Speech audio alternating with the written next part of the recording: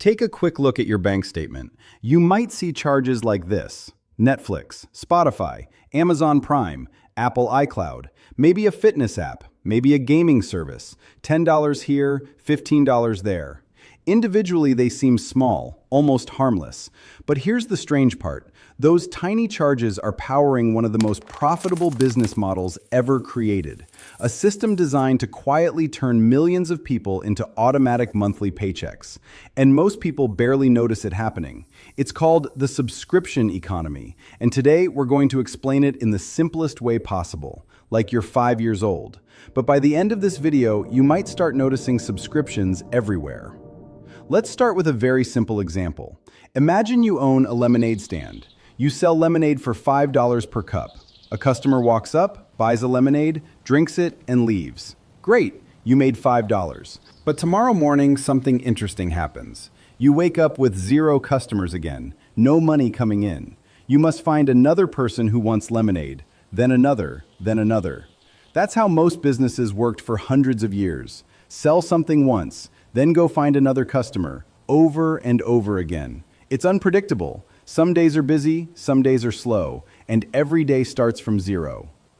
But now imagine you try something different. Instead of selling 1 cup of lemonade, you tell customers something new. Pay $50 every month and drink lemonade 15 times whenever you want.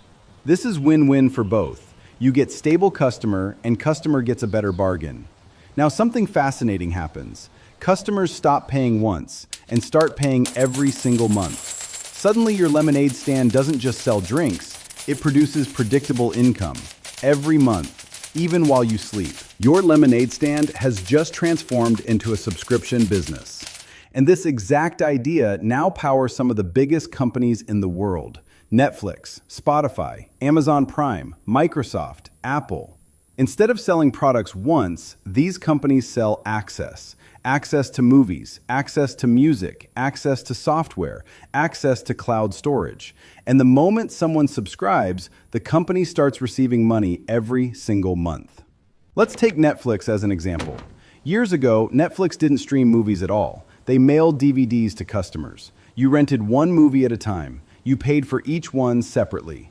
But eventually, Netflix discovered something important. Selling movies individually wasn't the most powerful model. Instead, they introduced subscriptions. Now, instead of paying for 1 movie, you pay a monthly fee for access to thousands of shows and movies. It was simple, affordable, convenient, and millions of people signed up. Today, Netflix generates billions of dollars every year from subscriptions alone.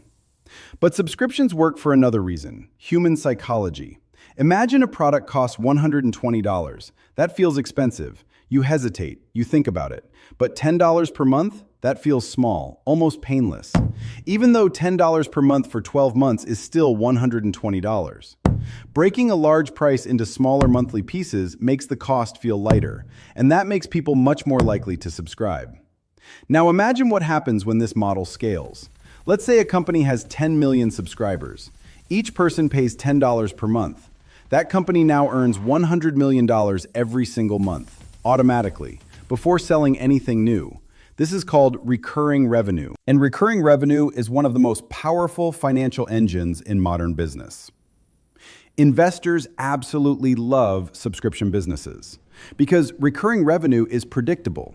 If you know how many subscribers you have, you can estimate how much money will arrive next month, and the month after that, and the month after that. Predictable income makes companies easier to manage, easier to grow, and far more valuable. That's one reason subscription companies often reach enormous valuations. Once companies realized how powerful this model was, subscriptions began spreading everywhere. First movies, then music, then software, then cloud storage, then gaming, then fitness apps. Today, subscriptions exist in almost every part of the digital economy. Even industries that never used subscriptions before are experimenting with them. From car features, to meal delivery, to digital tools. What started as a simple business idea has become a global economic system. One of the most famous examples comes from the software industry. Years ago, companies like Adobe sold their software in big, expensive packages. If you wanted Photoshop, you bought it once for hundreds of dollars. But then Adobe changed its strategy. Instead of selling the software once, they introduced monthly subscriptions. Now, millions of people pay every month to use the same tools.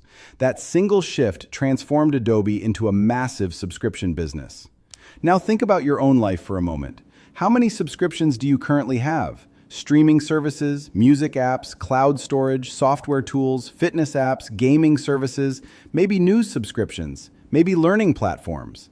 Individually, they don't feel expensive. $10, $15, $20, but together, they can quietly add up. Many people today spend hundreds of dollars per month on subscriptions without realizing it.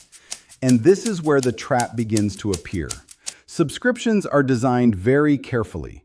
They are extremely easy to start, often just one click. They renew automatically, and sometimes they are surprisingly easy to forget. Companies know something about human behavior.